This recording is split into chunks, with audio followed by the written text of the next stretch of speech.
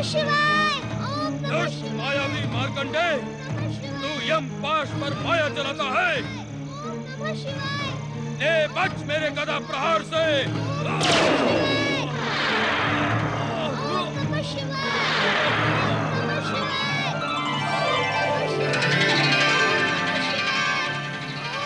यमराज, प्रभु भोलेनाथ, निष्ठापूर्वक शिव आराधना करने वाले बालक मार्कंडे पर प्रहार करने का तुम्हारा साहस कैसे हुआ? इस बालक ने शिवलिंग को हृदय से लगाकर हमारी शरण ली थी। शरणागत की रक्षा करना हमारा कर्तव्य है। क्या तुम इस सत्य को नहीं जानते कि तुम मात्र काल हो, किंतु हम महाकाल हैं, महाकाल हैं, महाकाल हैं, महाकाल हैं, महाकाल हैं।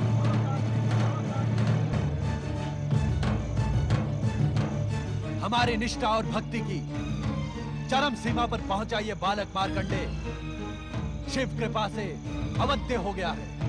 हे शिव शंकर, हे महाकाल, हे भोलेनाथ, मैं तो मृत्यु के अटल नियम का पालन कर रहा था। विधाता के विधानानुसार इस बालक की आयु समाप्त हुई। यदि मैं नियंता द्वारा निर्धारित समय पर आकर प्राण न हरता, तो आप हमें कर्म विमुख होने का दंड ना देते? अवश्य देते, किंतु शिवलिंग से निकली ज्वालाओं से आहत यमदूत तथा स्वयं तुम्हारे यमपाश के टूटने पर तुम्हें बालक मार्कंडे की परम भक्ति से उत्पन्न परम शक्ति का ज्ञान क्यों नहीं हुआ? तुम तो कर्मों के आधार पर जन्म और मृत्यु को संचालित करने वाले परम ज्ञानी हो। क्या इस सत्य को नहीं जानते कि इस सृष्टि की रचना हमारी लीला मात्र है? नित्य शिव भक्ति करने वाले का सार्वभौम कल्याण इस सृष्टि और हमारा अटल नियम है। जानता हूँ परमेश्वर, जानता हूँ। तब तो तुम ये भी जानते होगे कि जो जीवात्मा अपना जीवन मुझ में समर्पित कर देता है, वो मेरे आनंद को बढ़ाने वाला एवं मुझे प्रिय होता है। क्या ये सब नीति ज्ञान हमें पुनः दोहराना होगा यमराज? नहीं भोलेनाथ, नहीं। अपने इस दास पर कृपा करें और आज्ञा दें कि अब मुझे क्या करना उचित होगा।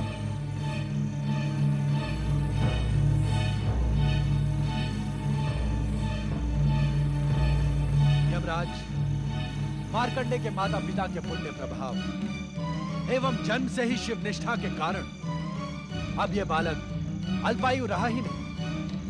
इसकी अल्पायु का अभिशाप समाप्त हो गया। किंतु विधाता के विधान के अनुसार इसकी अल्पायु स्पष्ट है भोलेनाथ। किंतु उसी विधान में यह भी स्पष्ट लिखा है कि अल्पायु पूर्ण होने पर आप इसके प्राण हरने आएंगे। उसी समय हम दोनों उपस्थित होकर न केवल इसके अभिशाप को समाप्त कर इसे दीर्घायु प्रदान करेंगे, अपितु इसे अमरता का वरदान भी देंगे। किंतु चित्रगुप्त के आलेख में आपके मृत्यु लेखाकार चित्रगुप्त ने मार्कंडे के अल्पायु होने का विवरण तो अपने पृष्ठों में लिख दिया, किंतु हम दोनों के आगमन की बात लिखना वो भूल गया। ये भूल अक्षम्य अपराध है यमदेव। अब मेरे लिए क्या आज्ञा है स्वामी? अब आप यमलोक लौट जाएं तथा वहां की व्यवस्था नियंत्रित करें। आपके आलेखों में त्रुटि सृष्टि के अनर्थ का कारण बन सकती है। हमें विश्वास है कि भविष्य में कभी आप कर्म विमुख नहीं होंगे। इस उद्दंडता के लिए मुझे क्षमा करें भोलेनाथ। भविष्य में ऐसा कभी नहीं होगा। प्रणाम भोलेनाथ। प्रणाम माता पार्वती। प्रणाम परम शिव भक्त मार्कंडे।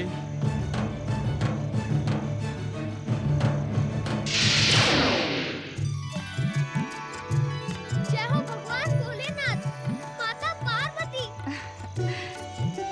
पुत्र मार्कंडे, तुम शिव कृपा के साथ ही साथ मेरे स्नेह के भी पात्र हो। इस क्षण से तुम मेरे लिए गणेश व कार्तिकेय के समान प्रिय हो। मैं तुम्हें अपने पुत्रों के समान ही अटूट स्नेह एवं सिद्धियां प्रदान करूंगी।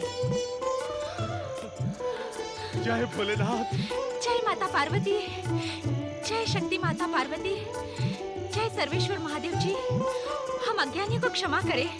हमने आपकी कृपा पर संदेह किया और मार्कंडेय के अल्पायु के भय से अपनी भक्ति को पूर्ण रूप से आपके श्री चरणों में समर्पित नहीं किया।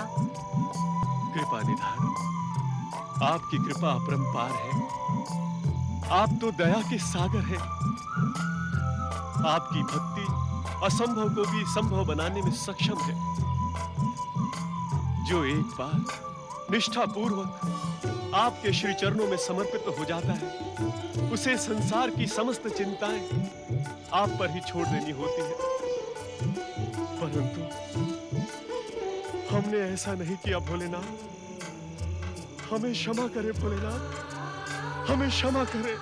पुत्र के लिए चिंता करना माता पिता का स्वाभाविक कर्तव्य है, किंतु हमारे यहां प्रकट होने का कारण आपकी चिंता दूर करना नहीं, अपितु मार्कंडेय की अविचल शिव भक्ति है। मार्कंडेय का नाम शिव भक्तों में उसकी अमरता के समान ही अमर हो गया है।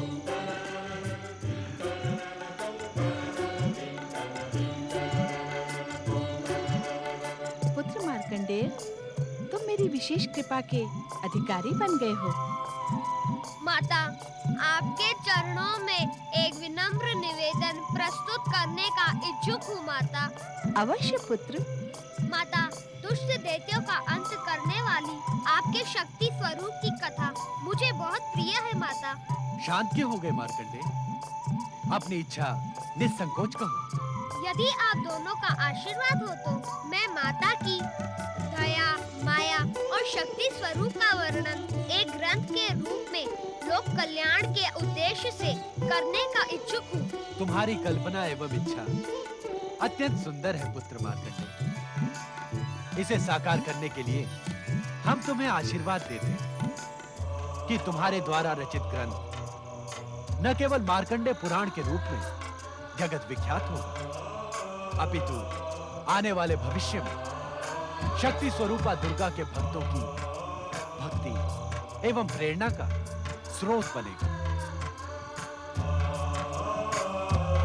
पुत्र मार्कंडेय, भविष्य में तुम्हारे द्वारा रचित मार्कंडेय पुराण का मनन, पाठन एवं श्रवण करने वाला व्यक्ति मेरी विशेष कृपा का अधिकारी एवं मेरा परम भक्त कहलाएगा।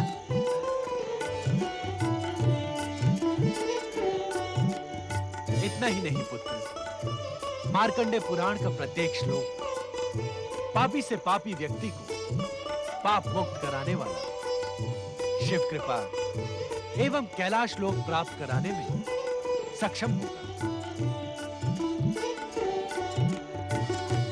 हाँ भोलेनाथ, माता पार्वती, आप दोनों के आशीर्वाद को आदेश समझकर मैं इसका पालन करूंगा।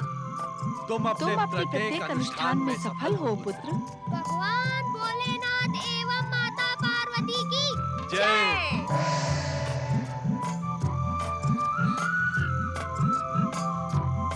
पुत्र मार्कंडेय की जय।